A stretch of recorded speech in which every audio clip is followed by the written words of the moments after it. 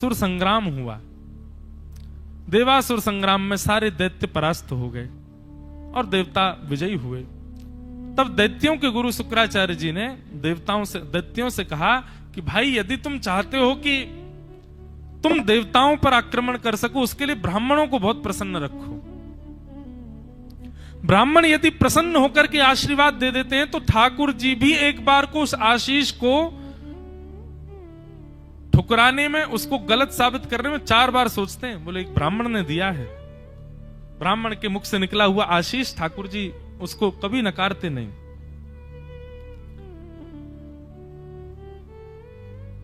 शुक्राचार्य जी महाराज ने कहा, बलि तुम ब्राह्मणों को प्रसन्न करने की एक उपासना करो। और बलि ने सुंदर यज्ञ आदि होम कराए, ब्राह्मणों को खूब दक्षिणा दी। ब्राह्मणों ने मिलकर के आशीर्वाद दिया, विजयी भव। ब्रह्म वाक्यम जनार्दनम, ब्राह्मण की वाणी तो जनार्दन भगवान की वाणी है। इसीलिए ब्राह्मण को कुछ भी नहीं बोलना चाहिए। कुछ भी नहीं बोलना चाहिए मतलब कुछ भी नहीं, कुछ भी मतलब कुछ भी नहीं बोलना चाहिए। कुछ भी बोल दो, सदा हुआ रहना चाहिए ब्राह्मण की वाणी को, क्योंकि उसकी वाणी को दायित्व मिला है ठाकुर जी की वाणी का।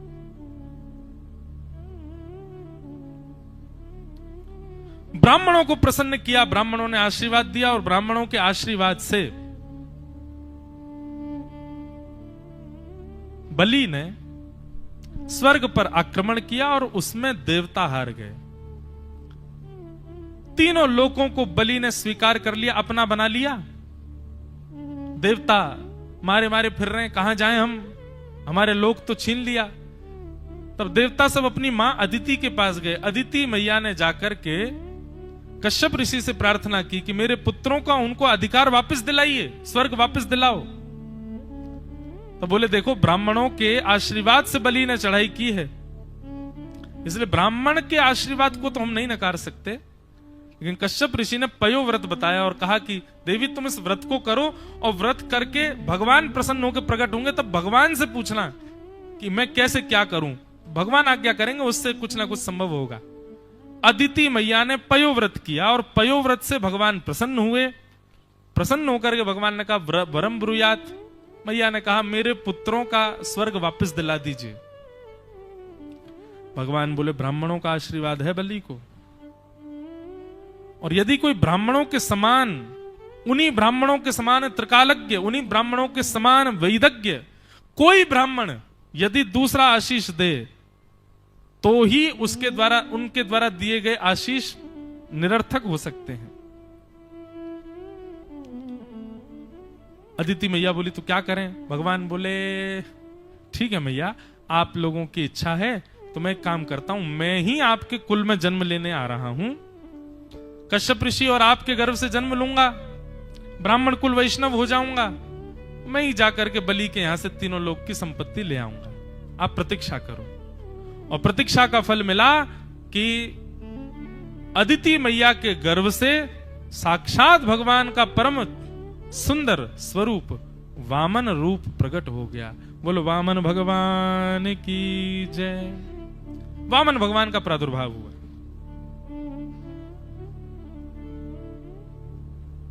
मतवारी जाकी चाल मेरो अदिति को लाल। बड़ी अद्भुत चाल है वामन भगवान की। उनका ज्यादा बाल्य रूप नहीं बताया, पर बताया कि जन्म लेते ही उनका यज्ञोपवीत हो गया, और यज्ञोपवीत के बाद गुरु को भिक्षा दी जाती है। बृहस्पति गुरु रूप में बैठे हैं,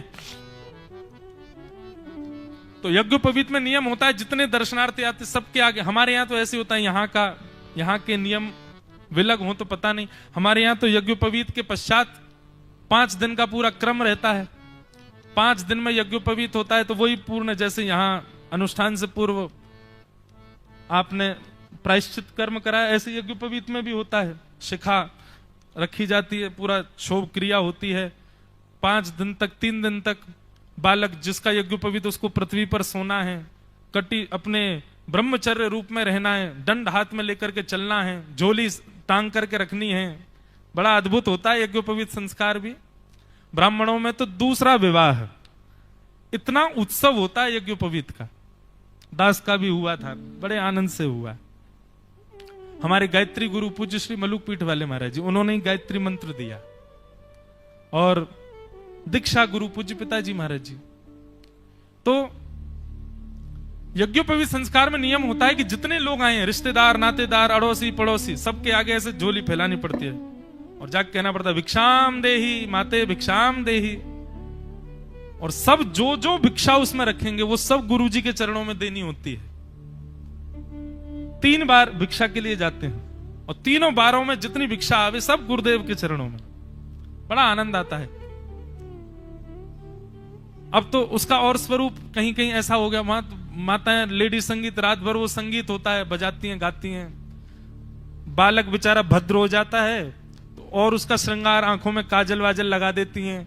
उसके हमारे वृंदावन में महाराज जी अलग रीत, वहां कुछ दूल्हा की तरह पूरा सब क्रम होता है, हल्दी चढ़ती है, जाने क्या क्या होता है। बहुत समय हो गया तो याद भी नहीं इतना। तो वामन भगवान का यज्ञोपवीत संस्कार हुआ।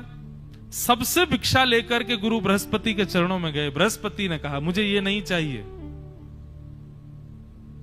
वामन भगवान बोले गुरुदेव आज्ञा करो। बोले यदि गुरु के चरणों में भिक्षा रखना चाहते हो, दक्षिणा रखना चाहते हो, तो जाओ बलि के यहां से 3 लोक लेकर के आओ। जो बलि ने अतिक्रमण कर लिया है, 3 लोक लेकर के आओ, तब हम तुम्हारी भिक्षा स्वीकार करेंगे। तो इसका मतलब यह है कि श्री यज्ञोपवीत संस्कार तो हो गया, पर यज्ञोपवीत संस्कार पूर्ण कब माने? जब गुरुजी भिक्षा स्वीकार कर लें।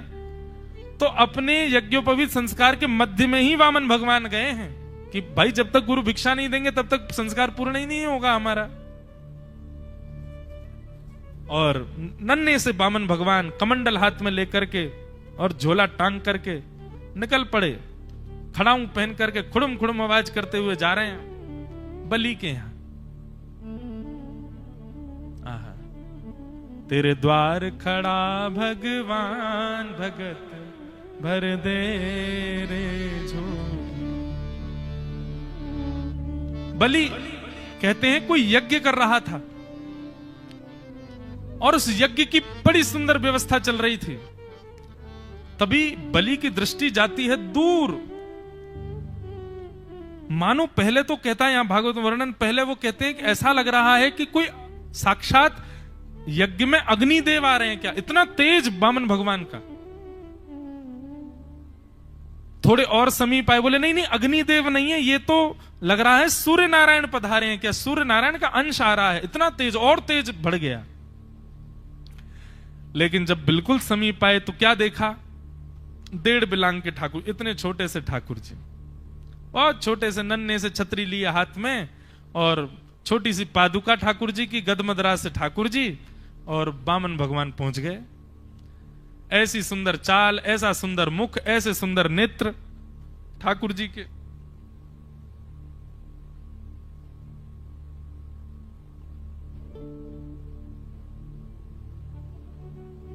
वामन भगवान आए।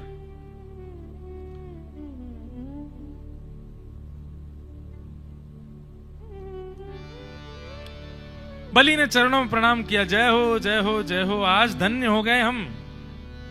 बड़े बड़े ब्राह्मणों को तो खूब देखा, बड़े बड़े तेजस्वी लोगों को देखा, आज बटुक ब्राह्मण, नेक्से से ब्राह्मण, और उनका भी इतना तेज कि अग्नि की भ्रांति, सूर्य की भ्रांति हो रही है। प्रसंग तो बहुत सुंदर है, पर मैं कहूं सूक्ष्म में ही।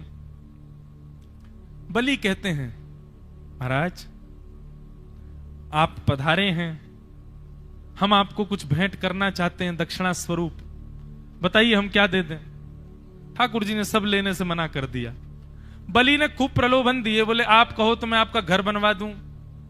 वामन भगवान बोले घर में रहेंगे तो अकेले रहेंगे तो मन नहीं लगेगा, कैसे रहेंगे? तो बलि बोले तो आप अपने माता पिता सहित रहना। बोले हम अकेले ही हैं, कोई नहीं है हमारा।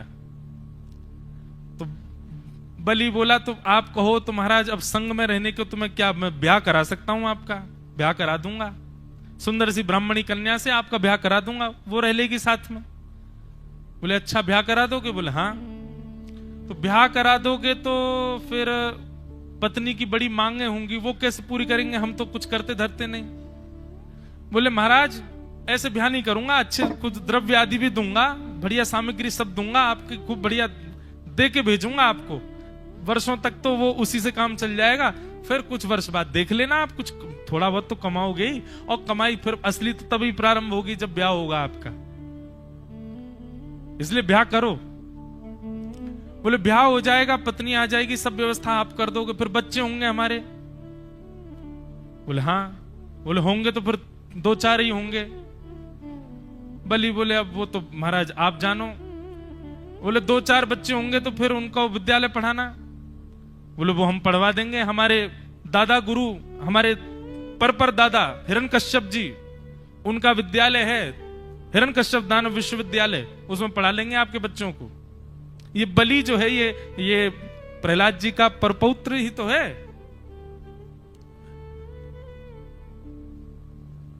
भगवान बोले अच्छा तो बच्चों को पढ़ाने की व्यवस्था भी आप कर दो? बोले हाँ। अच्छा एक बात बताइए, जब बालक होंगे 4-5 बालक होंगे, एक आध उसमें से पधार गया तो? बोले पधार गया तो मतलब? बोले नहीं, पधार गया तो फिर तो रोना पड़ता है ना, बालक कोई घर का चला जाएगा तो रुदन करना पड़ेगा। बलि बोले रुदन का मतलब मैं समझा नहीं, आप क्या कहना? बोले मैं ये कह रहा हूं कि रुदन, बालक कोई पधार गया तो घर में रोएगा कौन? बोले महाराज बालक आपका तो आपको ही रोना पड़ेगा। वामन भगवान बोले जिस काम से रोना पड़े वो हमको नहीं करना, ना ब्याह करेंगे, ना महल में रहेंगे, ना कुछ, रोना पड़े ऐसा काम क्यों करना? बलि की तो इतनी श्रद्धा बढ़ गई, बोले कि महाराज दान तो इनको दे के ही रहूंगा मैंने ऐसा अकिंचन ब्राह्मण नहीं देखा, यहां यजमान खुले हाथ से देना चाह रहा है, ब्राह्मण मना कर रहा है। बलि की ऐसी निष्ठा हो गई। लेकिन दूर खड़े शुक्राचार्य जी तिरछी नजर से देखने लगे, बोले ये कैसा ब्राह्मण है भाई? बलि ने सब व्यवस्था के लिए कह दिया, फिर पीछे हट रहा है। रुको। तुरंत नेत्र बंद करके महाराज जैसे ही देखा तो वामन रूप में ही शंख चक्र गदा पद्मधारी साक्षात ठाकुर जी का दर्शन। तुरंत शुक्राचार्य जी दौड़ करके गए, बलि का हाथ पकड़ करके पीछे खींचा। बोले बलि हम तुम्हारे गुरु हैं, हमारी आज्ञा मानोगे? बोले गुरुदेव आपकी आज्ञा सर्वोपरि है, कोई दान पुण्य नहीं करना, कुछ नहीं देना, इनको बोल दो कोई दान वान नहीं देना, आप जाओ। बलि बोला महाराज मुझे दान की शिक्षा आपने ही दी है और आप ही कह रहे हो दान देने से मना कर दे, ऐसा मत कहो भगवान। बोले देख तू हमारा शिष्य है, हम तेरा भला चाहते हैं, हम तुझे स्पष्ट कह दें ये ना तो बामन है ना त्रेपन है, ये साक्षात भगवान है, ये कोई बालक नहीं है। और सुन ये 3 पग जमीन मांगेंगे तुझसे, और नहीं विश्वास तो तुम पूछ के देख ले, ये 3 पग जमीन मांगेंगे। बलि लौट करके गया, चरणों में प्रणाम किया, बोले भगवान कुछ तो मांगना पड़ेगा, और प्रलोभन दिए। वामन भगवान सुनते सुनते अंत में बोले अच्छा ठीक है तुम देना चाहते हो तो एक वस्तु दे दो। बोले क्या? 3 पग जमीन दे दो। 3 पग जमीन नाम सुनते ही बलि तो गुरुदेव की तरफ देखे, लेकिन वो प्रसन्न हो गया। बोले क्यों? बलिहारी गुरुदेव की जो मुझे गोविंद दियो बताए। हे गुरुदेव बलिहारी आपकी, आपने मुझे बता दिया ठाकुर जी है मेरे द्वार पे। चरणों में प्रणाम किया। बोले भगवान 3 पग जमीन, आपकी बात तो ठीक है पर ये कैसे संभव है 3 पग जमीन? वामन भगवान बोले पहले पूरी बात सुनो, 3 पग जमीन चाहिए और हमारे पैर से ही नपी हुई चाहिए हमको। बलि बोला चुल्लू भर पानी में डूब जाऊंगा मैं, त्रिलोकी का साम्राज्य है मेरे पास, 3 लोकों का राजा मैं, उससे आप 3 पग जमीन, वो भी आपके पैर? महाराज मेरे हाथ हथेली बराबर तो आपका पैर भी नहीं है, 3 पग तो आप मेरी हथेली पे ही चल जाओगे, इतनी सी जमीन और त्रिलोकी के स्वामी से मांग रहे हो आप? भगवान बोले 2.5 नहीं लेंगे, 3.5 नहीं लेंगे, 2.25 भी नहीं लेंगे, 3 ही लेंगे और अपने पैर से नपी हुई लेंगे। देना हो तो दो, नहीं तो हम जा रहे हैं। बलि लौट करके आया, बोले भगवान गुरुदेव आपने बड़ी कृपा करी, भगवान है पर ये 3 पग जमीन के लिए क्यों पीछे पड़ रहे हैं? शुक्राचार्य जी बोले तुमने 3 लोक हड़प लिए हैं देवताओं के, तुमने जैसे ही संकल्पित किया कि मैं 3 पग जमीन देने का वरदान देता हूं, ये तुरंत विराट हो जाएंगे और इनका 1 पग ही इतना बड़ा हो जाएगा कि 2 लोग तो उस 1 पग में आ जाएंगे, दूसरे पग से ये तीसरे लोक को नाप लेंगे, और तीसरा पग रखने के लिए कोई जगह ही नहीं बचेगी, सबको 2 पग में नाप लेंगे। और जब तीसरा पग रखने के लिए इनके पास कुछ नहीं बचेगा, तब ये तुझको बंदी बना करके नरक में भेज देंगे। क्यों? दान का संकल्प करने वाला यदि पूर्ण ना करे तो नरकगामी होता है। ये सारी योजना है देवताओं की और परब्रह्म की। मैं तेरा गुरु हूं, तुझे समझा रहा हूं, मत दे। लेकिन प्रहलाद जी के वंश का बालक है बलि। बोले महाराज, यदि ये ब्राह्मण है ना तो 3 पग जमीन ही लेकर के जाएगा, और यदि ये परमात्मा है तो मुझे भी लूट ले जाएं, मेरा पूरा साम्राज्य ले जाएं, मुझे कोई चिंता नहीं, पर मैं दान देने से मना नहीं करूंगा। बलि चला गया। बोले ठीक है महाराज, मैं 3 पग जमीन देता हूं। जैसे ही संकल्प करने लगे, शुक्राचार्य जी कहते हैं कि उस संकल्प के उस जल झारी में जाके उसकी तंतु में बैठ गए, तो जल ही नहीं निकलेगा तो संकल्प ही नहीं होगा, अपने शिष्य को बचाऊंगा मैं। तो महाराज वामन भगवान ने कुशा निकाली अपने आसन में से और कहा, बलि कुछ फंस गया भीतर, साफ करो। बलि ने जैसी कुशा भीतर डाली तो शुक्राचार्य जी बैठे थे, एक आंख पधार गई उनकी। कोई दे रहा है, कोई ले रहा है, तुम क्यों बीच में रोक रहे हो किसी को? दान आवागमन चलता रहता है। हम कौन होते हैं किसी को जाके समझाने बताने वाले, मत लो या इसको ये मत दो या ऐसा मत करो। जैसे ही जल हाथ में दे करके संकल्प किया कि 3 पग जमीन देता हूं,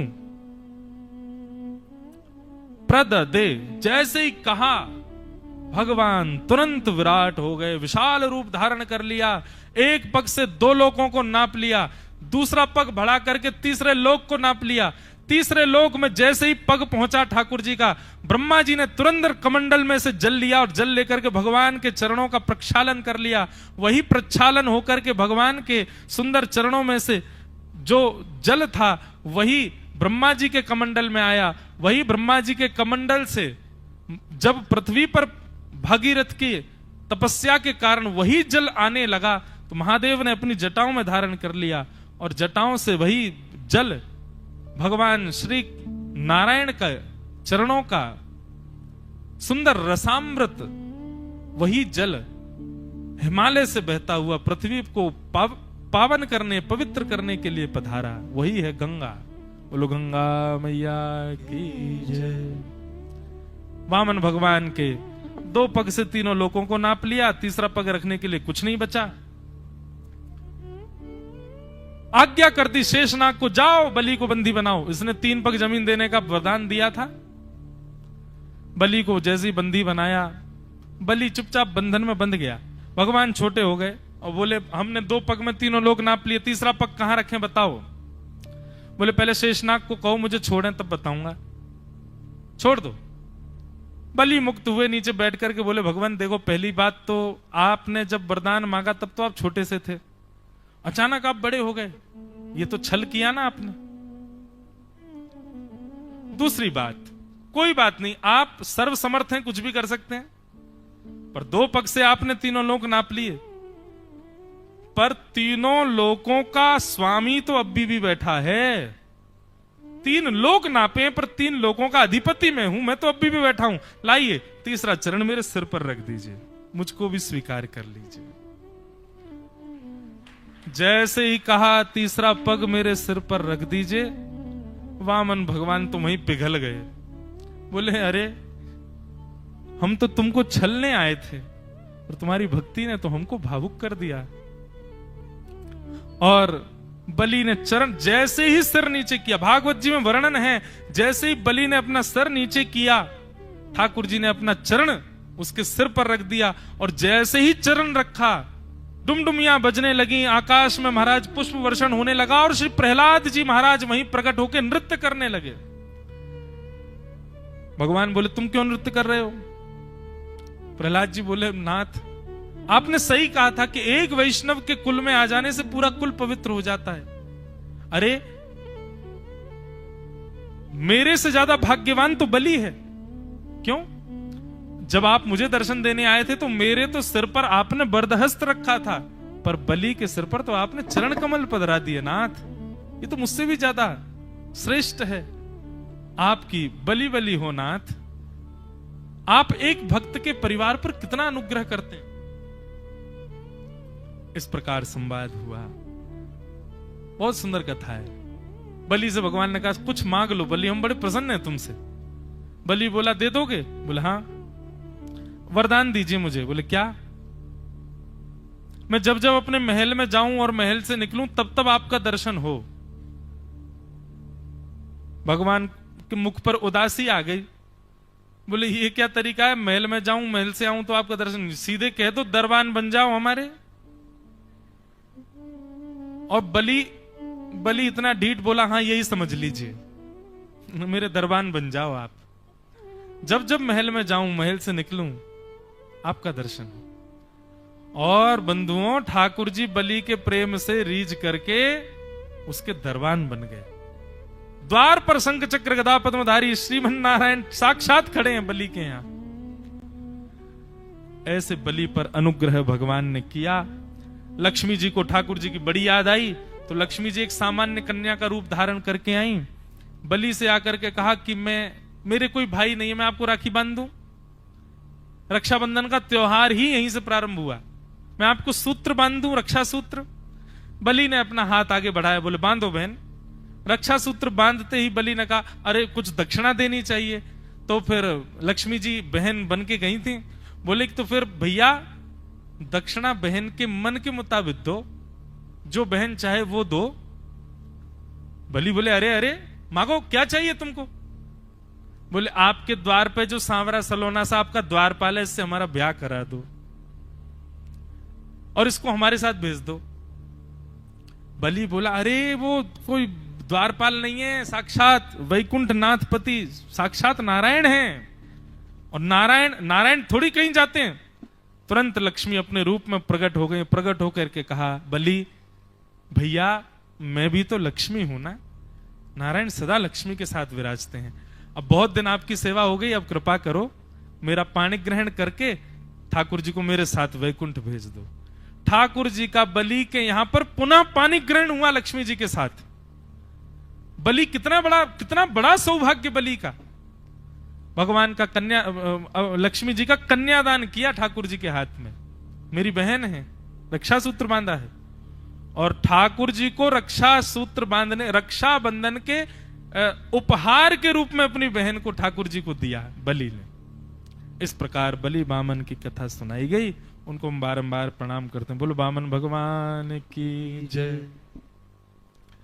बामन भगवान का सुंदर चरित्र सुनाया गया। तत्पश्चात